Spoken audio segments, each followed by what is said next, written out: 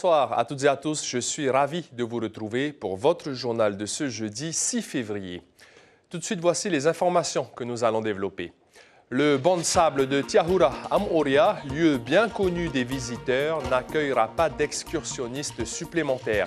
La commune a décidé de restreindre l'accès aux spots des raies et des requins, mais certains prestataires ne comprennent pas cette décision. Pour faire baisser les prix, la péréquation nationale pour l'électricité a été demandée par le député Mouirani Frebo, mais pas sûr qu'elle sera appliquée aux Fénois pour une question de compétence. Le ministère des Outre-mer a été sollicité.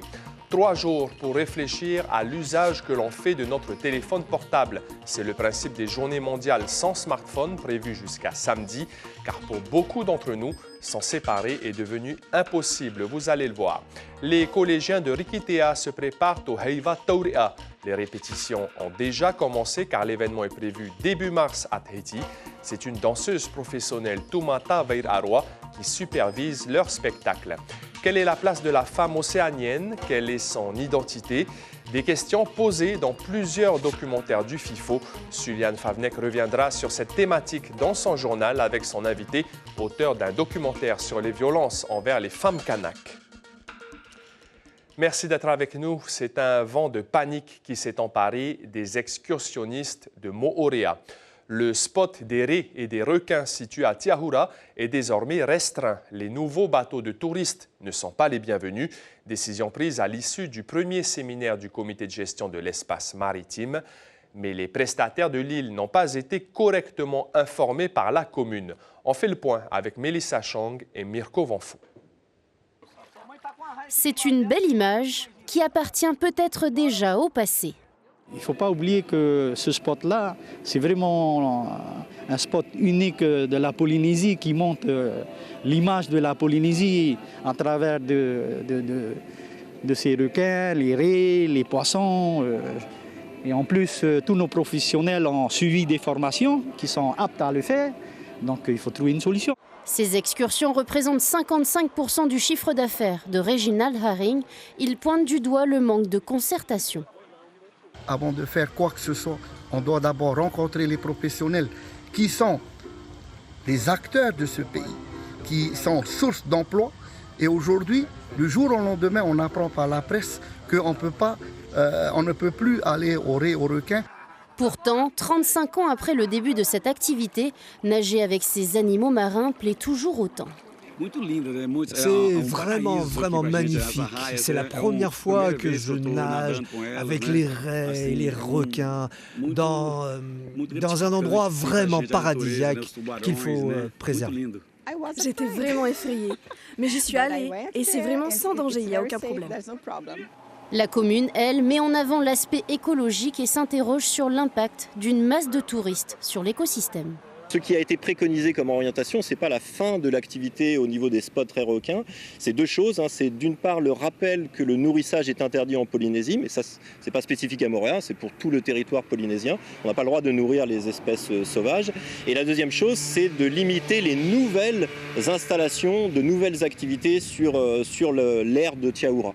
Le comité de gestion de l'espace maritime a un pouvoir consultatif.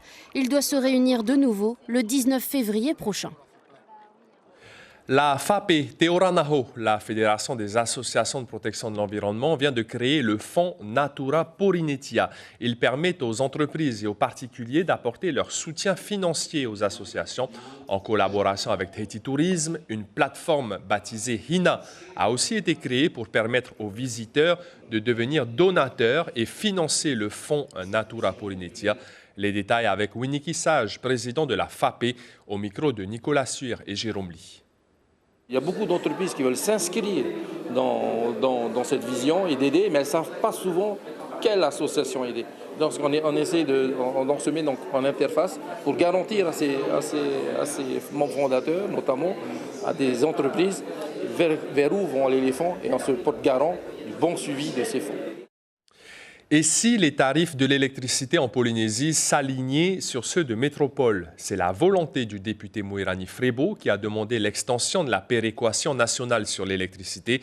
Après l'avoir demandé à l'Assemblée nationale, le parlementaire a insisté auprès du ministre des Outre-mer, Manuel Valls. On fait le point avec Nicolas Suir et Jérôme Lee. Des tarifs de l'électricité semblables à ceux de la métropole, c'est ce que demande le député Moerani Frebo au travers de la mise en place de la péréquation nationale. Une demande maintes fois rejetée à cause du statut d'autonomie de la Polynésie française.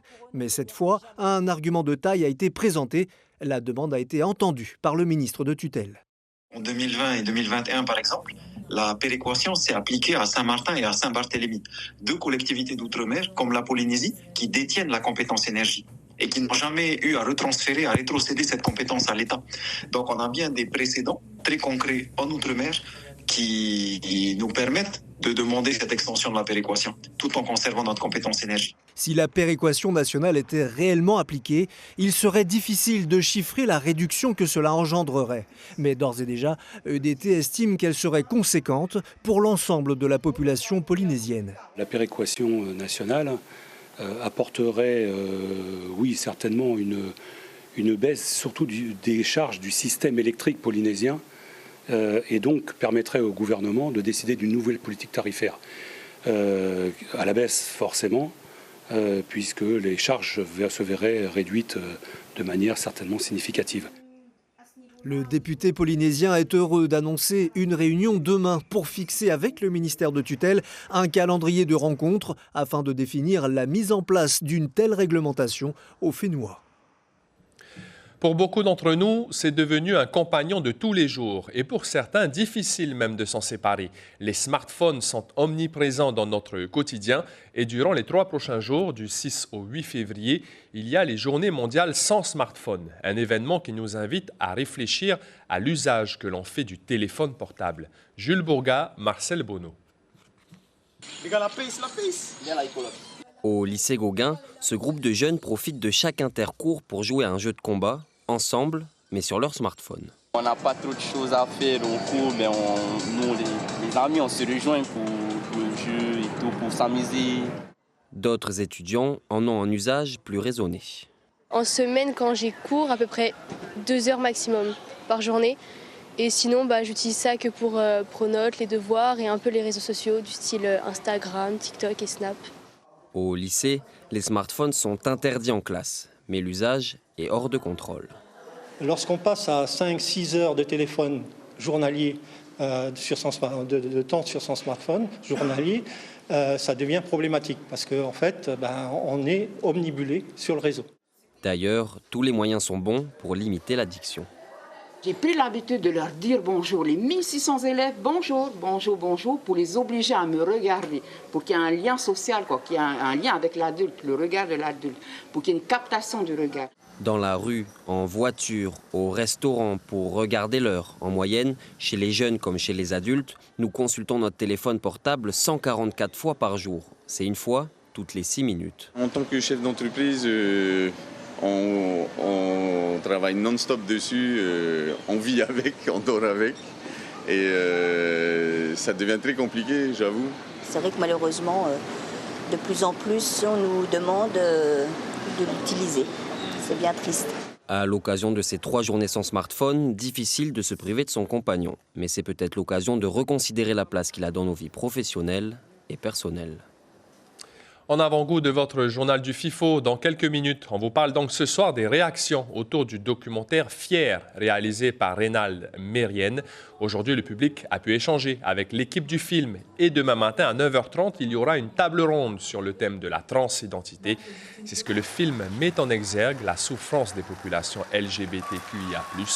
Viritoa Seilali, l'une des personnages principales, nous parle de son expérience et son témoignage dans ce film documentaire. C'est beaucoup d'émotions parce que voilà, c'est le passé. Réveiller le passé, c'est réveiller les émotions, réveiller toutes les blessures. Voilà. Magnifique, magnifique parce que les jeunes, beaucoup de jeunes ils sont très réceptifs et comprennent mieux les problèmes qu'il y avait avant, aujourd'hui. Et les jeunes voient aussi comme je disais, ils ont plus de facilité aujourd'hui que par rapport à avant, à notre époque. Et sachez que le documentaire Fier est visible au FIFO, bien sûr, mais aussi sur la plateforme de France Télévisions, et cela jusqu'au 27 avril. Les collégiens de Rikitea se préparent pour le 8e Heiva Taurea, prévu du 6 au 8 mars, place Toata. Un événement culturel et éducatif qui va réunir des centaines de jeunes artistes. Pour mettre toutes les chances de leur côté, les élèves de Rikitea ont fait appel à une danseuse professionnelle, Tumata Vair Arwa, pour préparer leur spectacle. Les détails avec Hayata Buluk. Ils ajustent leurs pas avec les gestes, le pays et la danse traditionnelle des îles Gambier. Les collégiens de l'île sont en pleine répétition pour leur spectacle à Toata. De la danse du pays, on a ce qu'on appelle le akaipo, le tatara, et il faut frapper la terre. Même s'ils sont loin de Papeete, ces élèves ont eu le privilège de bénéficier des conseils de Tumata, chorégraphe et danseuse reconnue de Tahiti.